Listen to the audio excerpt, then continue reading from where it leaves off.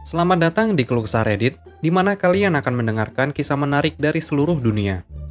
Kali ini adalah beberapa kisah tentang malicious compliance yang singkatnya memberi pelajaran kepada seseorang yang ngeyel alias kolot. Berikut kisahnya. Cerita pertama.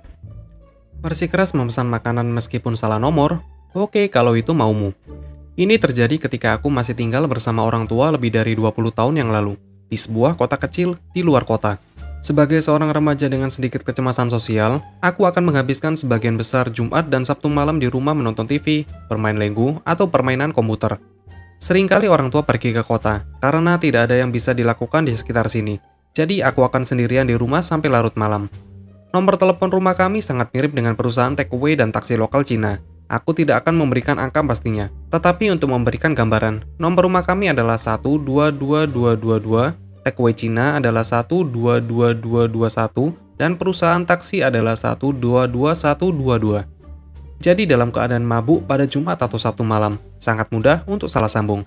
99% penelpon akan meminta maaf setelah diberitahu mereka memiliki nomor yang salah, dan aku dapat memberitahu mereka nomor yang benar untuk dihubungi. 1% tapi. Contoh yang aku ingat dan cocok dengan cerita ini adalah sebagai berikut. Aku, halo, penelpon, hai, aku ingin memesan satu manis dan masam, satu chow mein. Aku menyela, maaf ini nomor yang salah. Penelpon, tidak, ini Cina. Walaupun mereka menggunakan istilah rasis, umum sering digunakan kembali jauh dari 90-an yang benar secara politis di timur laut bekas desa pertambangan. Aku, maaf itu memang salah. Anda perlu menelpon 12. Penelpon menyela. Ya, jadi ambil pesananku sekarang. Cukup kasar dan memaksa. Aku, baik, apa yang Anda inginkan? Penelpon, memberi perintah. Aku, oke, apakah Anda yang mengambil atau ingin ini dikirimkan? Penelpon, dikirim dan cepat. Aku, oke, itu akan menjadi sekitar 30 menit, lalu menutup telepon. 45 menit kemudian telepon berdering. Aku menjawab dan ada satu pelanggan sangat marah di telepon. Aku, maaf, Anda tidak ingin meninggalkan alamat Anda untuk pengiriman dan 1471 tidak berfungsi. Jadi kami menunggu Anda untuk menelpon kembali. Makanan akan menjadi 30 menit lagi, meminta alamat dan menutup telepon. 45 menit kemudian, panggilan marah lain diterima. Hanya saja, kali ini mereka sedikit mabuk dan lebih kasar. Aku mengaku aku telah merangkai mereka, tetapi mereka bersikeras aku adalah takeaway Cina, dan memerintahkan aku untuk mengambil pesanan mereka lagi. Sayangnya saat ini restoran sudah tutup, jadi aku rasa mereka pergi tidur tanpa makanan. Mereka tidak pernah menelpon kembali. Jadi semoga mereka mendapat pelajaran juga. Cerita kedua. Karen ingin menggunakan jalur bahu untuk menghindari lalu lintas, aku menantangnya. Ini terjadi beberapa jam yang lalu. Aku sedang mengendarai mobil semi di jalan raya ketika lalu lintas tiba-tiba menjadi bemper ke bemper di jalur 2 karena kecelakaan beberapa mil di depan. Semua orang merayap dan aku berada di jalur yang benar. Tiba-tiba aku melihat kendaraan biasa, bahkan bukan kendaraan darurat. Di sisi kananku, jalur bahu melewati aku. Bahkan tidak ada jalan keluar di dekatnya. Aku seperti no to the no. Dan begitu aku melihat beberapa kendaraan di belakang mencoba melakukan hal yang sama, aku langsung memblokir mereka dengan sedikit ke bahu. Jadi aku menempati dua jalur. Aku diklakson, tetapi aku tidak peduli. Jika aku menderita kemacetan lalu lintas, semua orang juga harus demikian. Bahu jalan kanan bukan untuk lewat. Selama aku tidak melihat lampu berkedip di belakang, aku tidak akan membuka bahu itu. Kami tetap merayap. Setelah beberapa ratus kaki di depan, aku melihat mobil polisi yang parkir di bahu depan.